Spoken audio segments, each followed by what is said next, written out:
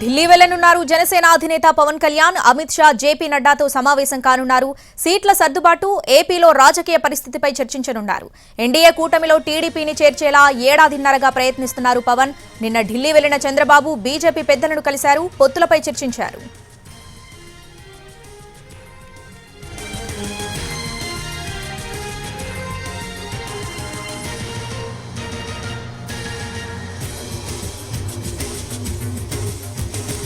ఢిల్లీ వెళ్లనున్నారు జనసేన అధినేత పవన్ కళ్యాణ్. అమిత్ షా, జేపీ నడ్డాతో సమావేశం కానున్నారు.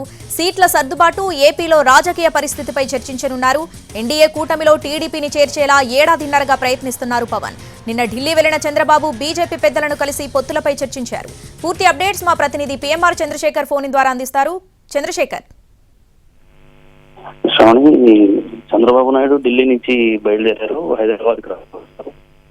పవన్ కళ్యాణ్ ఢిల్లీలోనే, పవన్ కళ్యాణ్ హైదరాబాద్ లోనే ఉన్నారు. సో మనకు అందుతున్న సమాచారం మేరకు మరి కాసేపట్లో పవన్ కళ్యాణ్ ఢిల్లీకి వెళ్లే అవకాశాలు ఉన్నాయని చెప్తున్నప్పటికీ ఇప్పటి వరకు ఆయన కదలకపోవడం, ఆయన హైదరాబాద్ లోనే ఉండడంతో ఢిల్లీ నుంచి హైదరాబాద్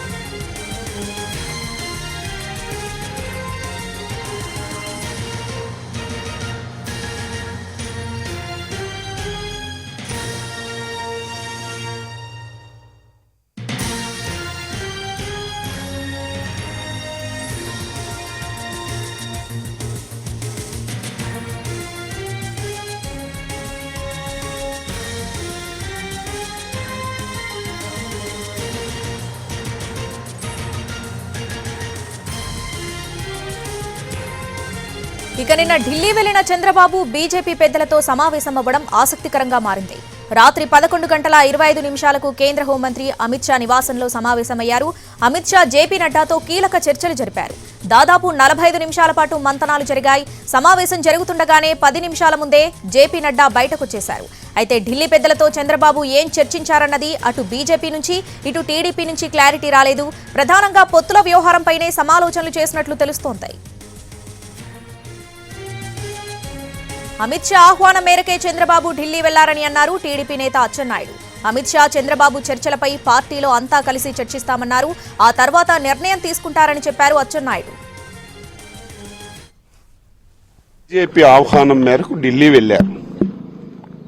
ఏం మాట్లాడారో తెలియదు.